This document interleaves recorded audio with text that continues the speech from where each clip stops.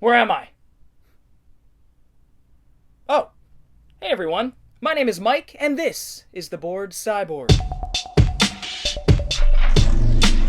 Today I wanted to do something a little bit different, have a little bit of fun, and bring you guys a list of my favorite movies from the year that I was born, which is 1988, the year of the dragon.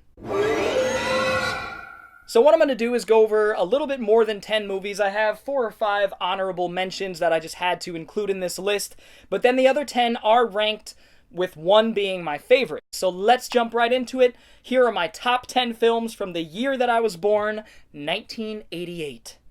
A long, long time ago.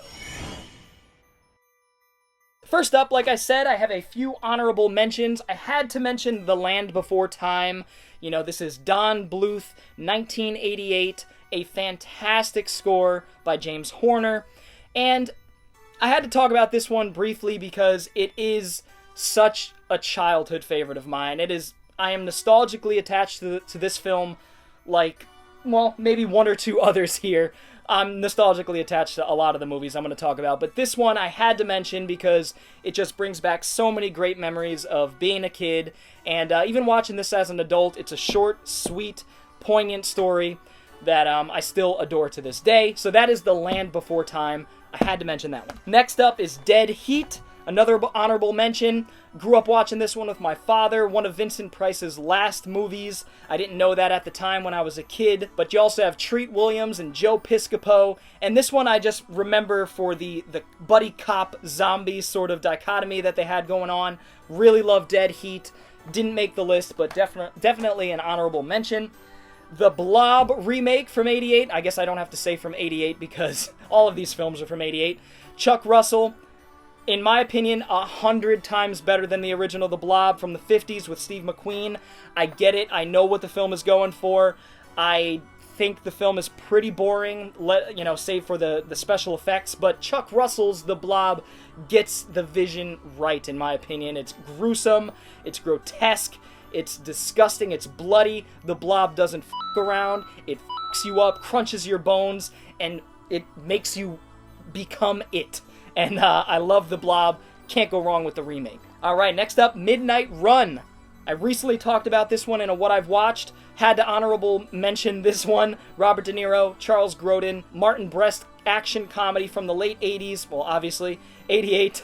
And had to mention Midnight Run. Grew up watching this. Love it. I think it's a damn near perfect film, but it didn't quite cut for the top 10. Last but not least, this one I wrestled with my number 10 and this one, which is my number 11, Pumpkinhead. Oh, I love Pumpkinhead, but it just doesn't make the list. There were so many great films from 88 that I'm going to talk about. Pumpkinhead, Stan Winston, I believe one of 2 films he directed. Man, I wish he did more. The special effects guru. Love the creature. Love Lance Henriksen in the lead role. I think he does such a great job, a poignant performance. Love Pumpkinhead, and I love the Scream Factory release here with the beautiful reversible. I'm ruining everything! Reversible cover art. So, yeah, that was sloppy. Alright, now getting into the top 10. I had a few honorable mentions, and here we go. Number 10 is arguably the best Van Damme film. That is Bloodsport. I adore Bloodsport. I grew up watching it. However, I don't have too many fond memories. I think it was one I probably watched once with my father, but I really grew to love this film in my teens when I watched it over and over. I still watch it over and over and as an adult. I do think it has some of the best Van Damme moments in it.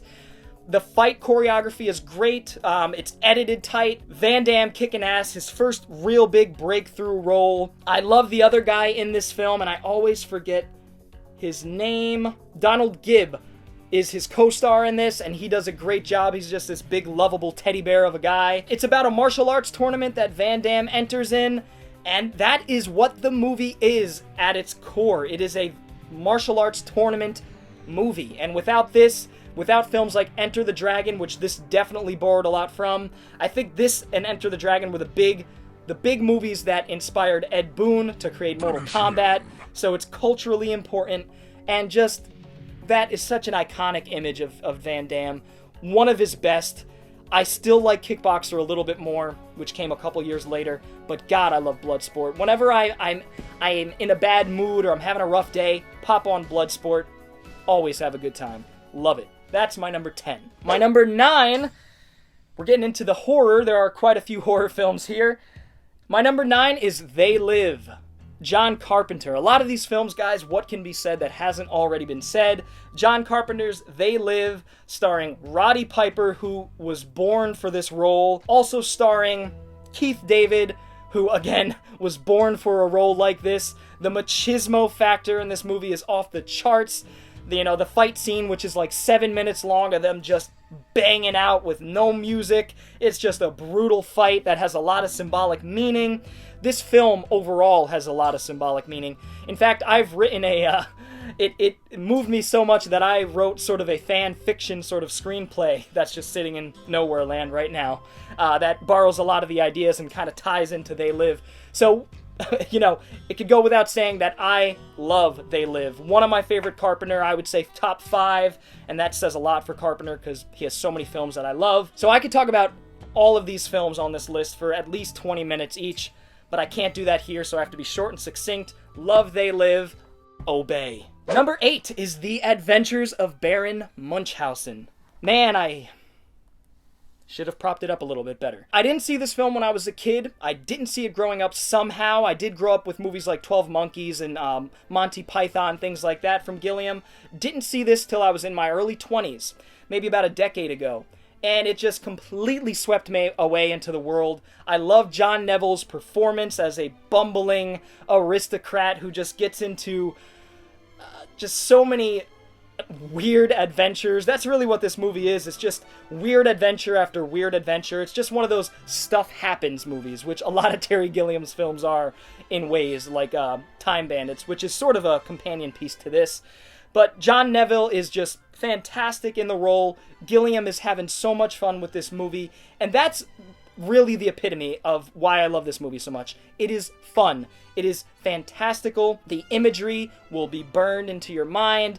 The King of the Moon, played by Robin Williams, that just gives you an idea of how wacky and over-the-top and zany this movie is. I love Adventures of Baron Munchausen. Again, just a feel-good film that I go back to time and time again. One of Gilliam's most underrated, in my opinion. Not enough people talk about this movie. Love The Adventures of Baron Munchausen. Number 7 is on a 4-pack. It is not Sleepy Hollow. It is not Corpse Bride. It is not Charlie and the Chocolate Factory. It is Beetlejuice. 1988. I keep saying it off of instinct. This movie blew me away as a kid. Scared the shit out of me as a kid. I had so many nightmares that were directly inspired by the scenes in Beetlejuice where you have the sandworm and it's just very abstract, black and white, sort of Dali, like a Dali painting.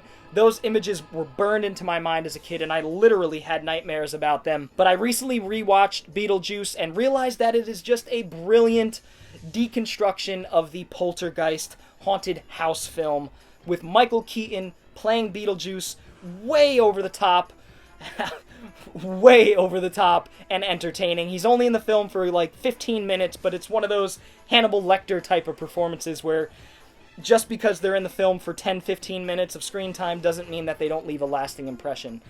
And Beetlejuice, Michael Keaton as Beetlejuice certainly does in this movie. It's also got Alec Baldwin and Winona Ryder, who do a great job as the ones who are trying to reclaim their home once they die and other people move in.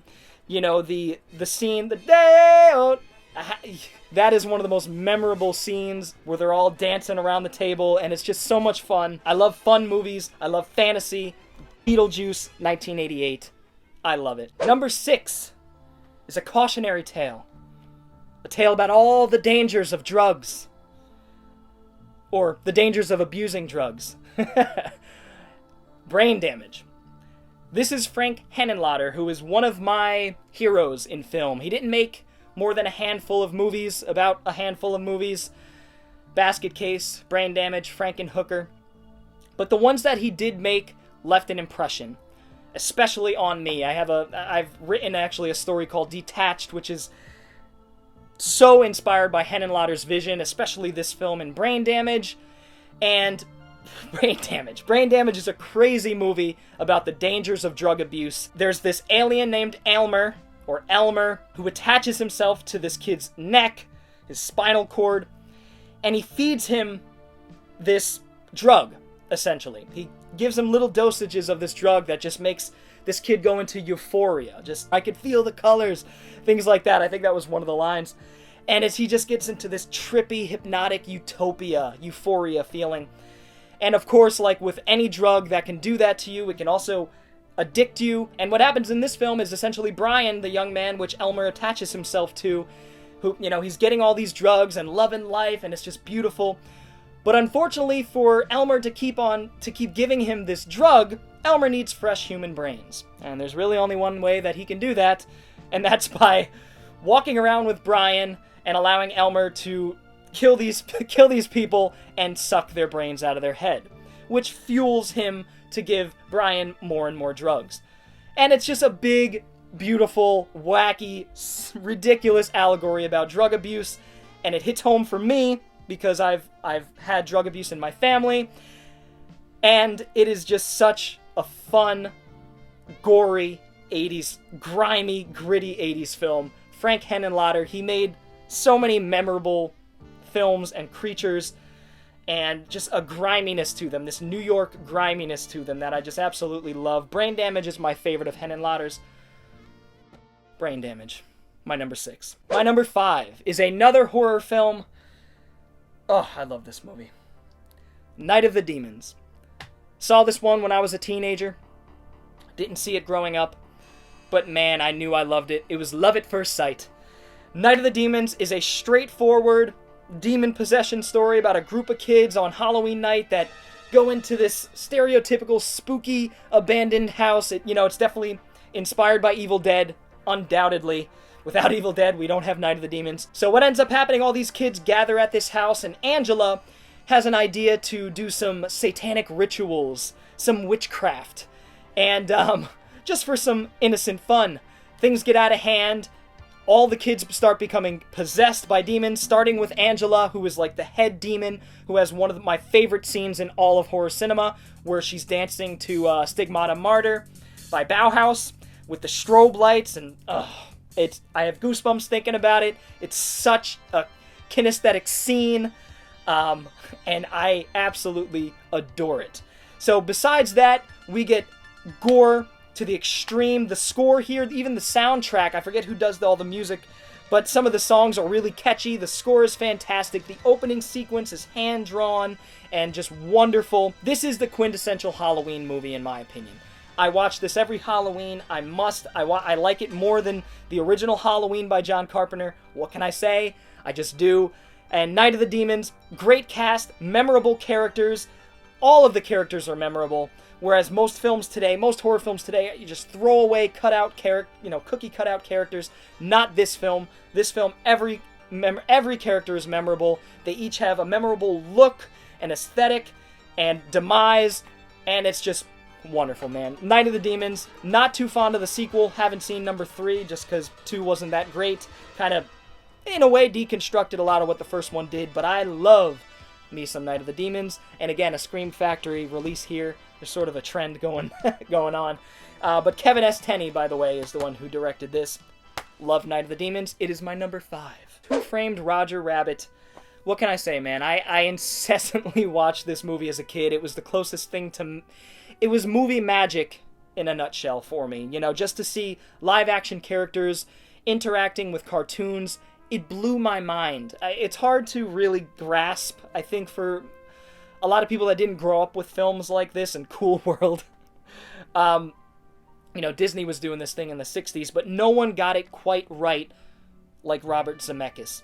Zemeckis' technical prowess and know-how, and Spielberg, producing the film, I'm sure he had some say. It's just a technically wonderful achievement. And I've watched it over and over again, studying it and noticing little mistakes here and there, which there aren't many. And I love it. Bob Hoskins is in this movie. I think this is his best role. I think he is Eddie Valiant. No one else could do it like he does. He's just an alcoholic private investigator who just lost his brother, is at wit's end, and he gets roped into this stuff, that's going on with Roger Rabbit, and Christopher Lloyd as the villain. One of the scenes that really messed me up as a kid was mostly because I've always been an empathetic person, especially now, but as a child, it just crushed me. I hated watching this scene, and it's so funny to look back on now, but it's the scene where Judge Doom uses the dip, and he dips a cartoon shoe slowly into the dip, and the cartoon shoe is dying, he's disintegrating, and he's crying for help, and I felt so bad for the cartoon shoe. Only in film can you feel bad for a cartoon shoe. And that scene really stuck with me. I love Roger Rabbit. I love everything about it. It's a damn near perfect film in my opinion. Robert Zemeckis, one of his best. Right up there with Back to the Future. So, love Who Framed Roger Rabbit. Alright, next one up. This is really sad and pathetic of me. I don't own it, but it is Police Story 2.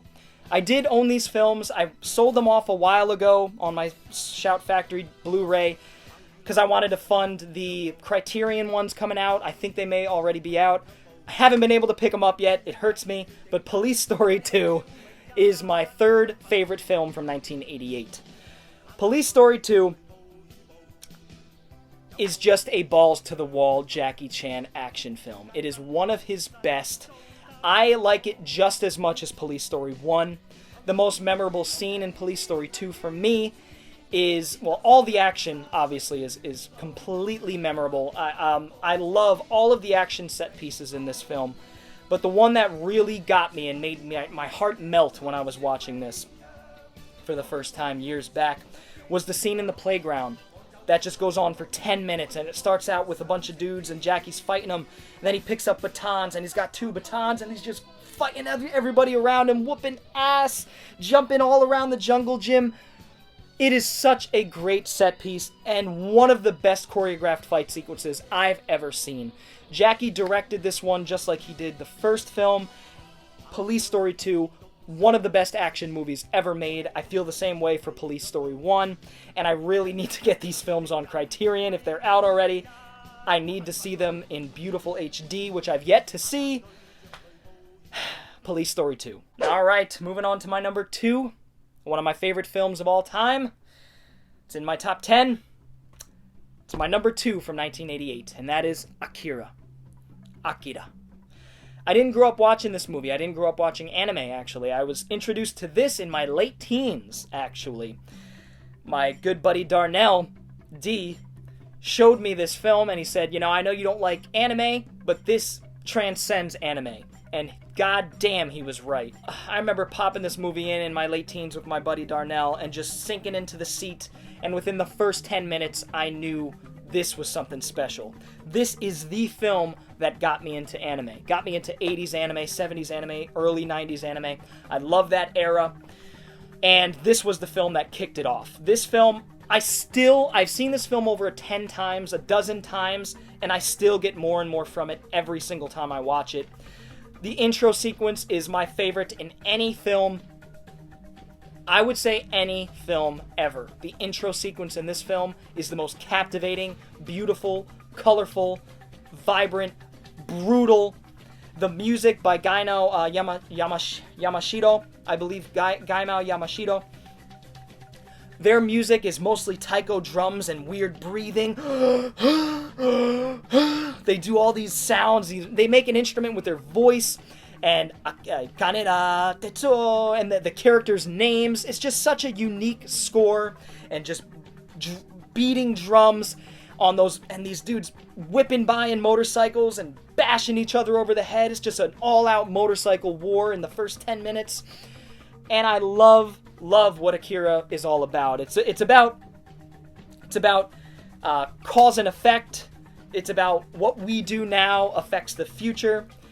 It's about so much. It's a film about war. It's a film about humans.